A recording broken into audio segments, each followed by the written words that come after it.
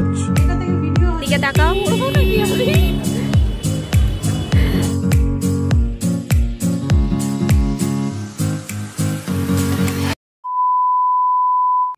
Hello everyone, সবাই কেমন আছো? আই হোপ সবাই খুব ভালো আছো। মাছি উঠছে, দাঁড়াও। আরো একটা নতুন ব্লগের সাথে। শীতকালে মাছি হয়, আমার এই সুন্দরী নেকু বোনকে নিয়ে আমি আর পেরে উঠছি না। তো কালকে তো বেশ ভালোই বৃষ্টি আমাদের ঠেল দেখালো, এত রোদ উঠেছে, মানে ঠান্ডায় সবাই আমরা জুথু হয়ে গেছিলাম। আমার রাত্রে একটা কাজ ছিল, বেরিয়েছিলাম, আর মাথায় কিছু চাপা দিইনি।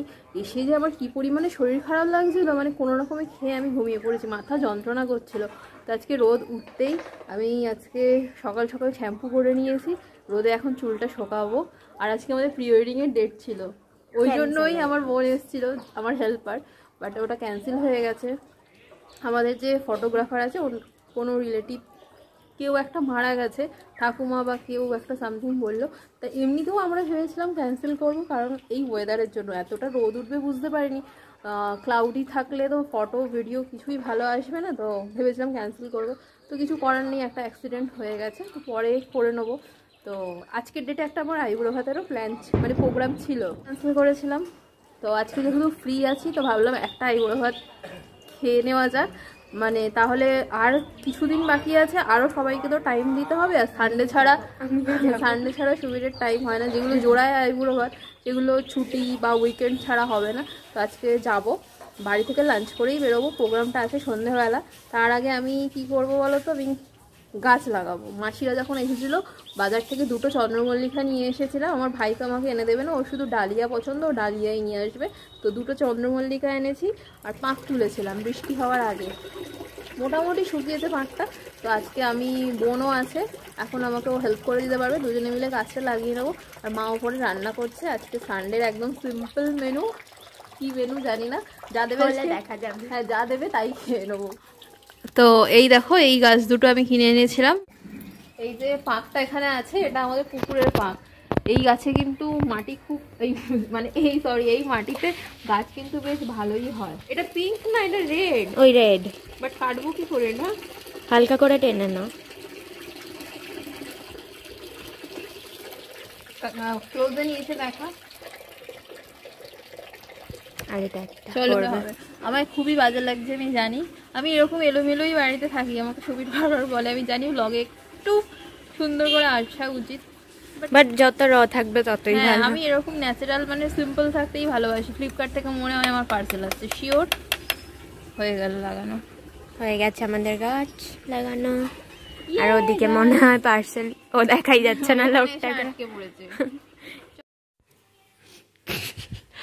আমি ভিডিও এডিট করছিলাম, ভিডিও এডিট করতে করতে হঠাৎ আমার চোখে পড়লো ম্যাডামের জামাটা। দেখো, এই জামাটা আমি পরি, আমার ওই হাঁটুর নিচ অব্দি বা হাঁটু অব্দি লেন্থটা আসে, আর ও পড়েছে দেখো।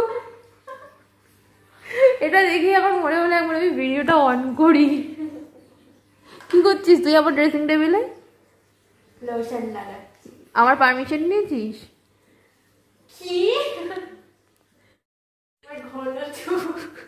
কিরকম পাকা দেখো, বলছে আমার ঘন চুলটা দেখাও। নিজে নিজেই কাটে, ও খুব সুন্দর, ওর মধ্যে অনেক ট্যালেন্ট আছে জানো তো তোমরা, খুব সুন্দর ড্রয়িং করতে পারে, হেয়ার কাট নিজেই করে, মাল্টি ট্যালেন্টেড আমার বোনরা। প্রচন্ড ঘুম পাচ্ছে বিশ্বাস করো, বাট যেতে হবে। তো এই শাড়িটা আমি মায়ের আলমারি থেকে বের করে আনলাম, মায়ের এটা বহুদিনের পুরানো শাড়ি। মা এটা কত বছর আগে? যত বছর বিয়ে তত বছর, মোটামুটি ধরে নাও 27 বছর, ওই ধরে নাও 27 বছর বয়স। শাড়িটা এখনো স্টিল নাও গর্জিয়াস, আর একে ঠান্ডা। আমার বোন বলছে এটা ওটা সেটা পরবো, আমি ওকে ধমকি দিয়ে বলেছি বেশি বাড়াবাড়ি করবি না, সোয়েটার আর জিন্স পরেই যাবি। তো চলো রেডি হই। তারপর অনেক কষ্টে শাড়িটা পরা ফাইনালি উদ্ধার করতে পেরেছি। মা ঘুমাচ্ছিল, ভেবেছিলাম মাকে ডিস্টার্ব করবো না, বোন পরিয়ে দিতে পারবে, বাট সেই মার হেল্পই লাগলো। তাও একটা প্রবলেম হচ্ছে, আসলে শাড়িটা এত সিল্ক নয়, মানে কি বলে সিল্কি। তাকা তাকা তাকা, সারাক্ষণ ফোন দেখিস বল, তাই জন্য চোখে তোর চশমা পড়েছে। আর এই দেখো মেকআপ আর্টিস্ট হচ্ছে আমার সিস্টার, চোখে চশমা পরে নিয়েছে। আরে পর না, ভালো লাগছে। আস্তে আস্তে কথা বলছি কারণ আমার ভাই ঘুমাচ্ছে। কি করছিস? পেন্সিল চলছি, মানে আইব্রো করা। 4:30 বেজে গেল, তাড়াতাড়ি ঘর, আমাদের 5টায় বেরোনোর কথা।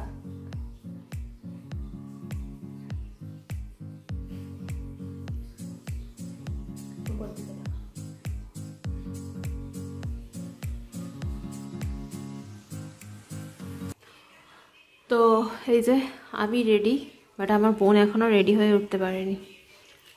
এটা ওর দোষ নয়, ও আমাকে রেডি হচ্ছিল তাই। তাড়াতাড়ি কর।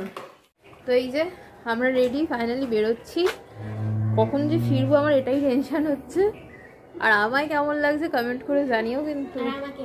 তোকে তো বাজে লাগছে।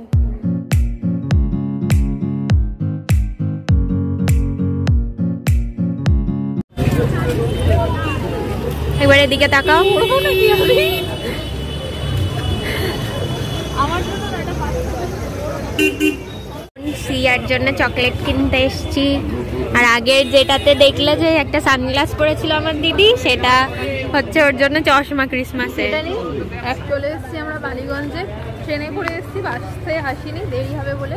যারা অ্যাকচুয়ালি ডেকেছে তাদের থেকে 8 ঘন্টা আগেই চলে, সুবিধার থেকেও আমরা আগে চলে এসেছি। তো আমরা এখন হেঁটে হেঁটে গড়িয়াহাটের ওখানে গিয়ে ওয়েট করবো। চলো, আর শপিংও করছি, তাই জন্য আমরা শিয়ার সাথে অনেকদিন পরে দেখা হবে, তো তাই টুকিটাকি কিছু একটা কিনলাম। ওই যে দেখো বালিগঞ্জের এইখানকার ফুচকা খুবই ফেমাস। মা সবসময় বলতো খাবি তুই? ফুচকা ছাড়া আমি তো বাঁচতেই পারি না, বিশ্বাস নিতেও ফুচকা ঢোকে। হ্যাঁ ঢং। এর পরেরটা আমি খাবো। ভালো।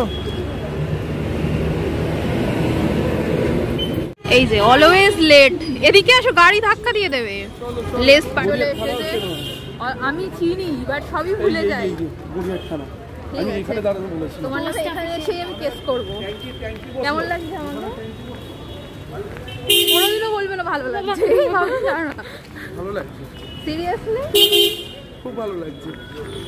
আমি বলেছিলাম চুড়িদার পরবো, বাট লাস্টে শাড়ি পরে নিয়েছি। আরো ভালো লাগতো মানে? তোমার থেকে তোমার বোনকে বেশি ভালো লাগছে। কখনো আমার তারিফ করে না। কি রে বাবা, এই যে দূর থেকে বললাম কি হলো, এত ছোট হয়ে গেল। কে ছোট হয়ে গেল? দেখলাম তুমি ছোট হয়ে গেছো, তোমার শরীরটা পড়েছে তো। এরকমই হয় বোনদের মধ্যে। ওর জিনিস আমি, আমার জিনিস ও। আচ্ছা, এই বছর ক্রিসমাস নিয়ে আমার মধ্যে যেন কোনো এক্সাইটমেন্টই নেই। দেখো কতদিন বাদে রাস্তায় বেরোলাম, আর কি সুন্দর কলকাতা সেজে উঠেছে আবারও সেই দুর্গাপুজোর মতো। আচ্ছা তুমি চলো, ফোন কর। ম্যাডাম এসেই ফটোশ্যুট করতে লেগে পড়েছে। দেখো আমার কচি বোন, আর এই যে ফটোগ্রাফার, আমার ফটো তুলে দেবে না? এই কি বলছো তো বলি? আমার নামে বদনাম করছো তুমি। ঝগড়ার লেভেল এরকম হাতের ফোন ছুঁড়ে ভেঙে দিল সবসময় আমার নামে আচ্ছা আমার একটু ভালো বলো। ভালো কি ভালো আমার মধ্যে? ওটা ভেবে বলতে হবে, মানে আমার মধ্যে কোনো ভালোই নেই। ওটা ভাবতে হবে কি কি ভালো। সব খারাপ, মানে খারাপগুলো ইজিলি বলে যাওয়া যায়, আর এত কম ভালো যে তোমাকে ভেবে বলতে হবে। আচ্ছা আমি অর্ডারটা আগে করে দিই, তারপর ওরা আসুক। কারণ প্রথমে তোরা রেন্ট দেখো কি তারপর আমি মাস 6 মধ্যে সাবমিট করবো, কিন্তু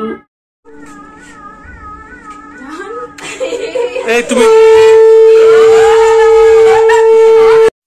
এইসব রিচুয়ালসগুলো দিদিরা করছিল, ভীষণই লজ্জা লাগছিল। আর মেনুতে অনেক কিছু ছিল, সেটার একটা ব্লগ আলাদা করে আমি তোমাদের সাথে শেয়ার করব বলে এখন ডিটেলে আর কিছু দেখাচ্ছি না। শর্টসে তোমরা কিন্তু সবটা দেখে নিতে পারবে। তো খুব সুন্দর একটা ট্রিট পেলাম আইব্রো ভাতে। এটা আমার সেকেন্ড আইব্রো ভাত ছিল। এই যে স্পন্সর দিদি আর দাদা, থ্যাংক ইউ এত সুন্দর একটা আইব্রো ভাত অ্যারেঞ্জ করার জন্য। আবার দেখা হবে বিয়েতে। হ্যাঁ, অন্য কোনো বিয়ে বাড়ি কিন্তু যাওয়া যাবে না বলে দিলাম, ঠিক আছে? একদম টাটা। বাড়ি যাবে না? কেমন লাগলো? ট্রেন তো আমরা পেলাম না, আর এখন আমার বোন এসছে ফুল নিতে। আমার থেকেই পেয়েছি, সেটাতেই গোলাপ নিচ্ছে। কি সুন্দর লাগছে দেখো ফুলগুলো। পয়সা দিয়ে, আর প্লাস্টিকে নেই।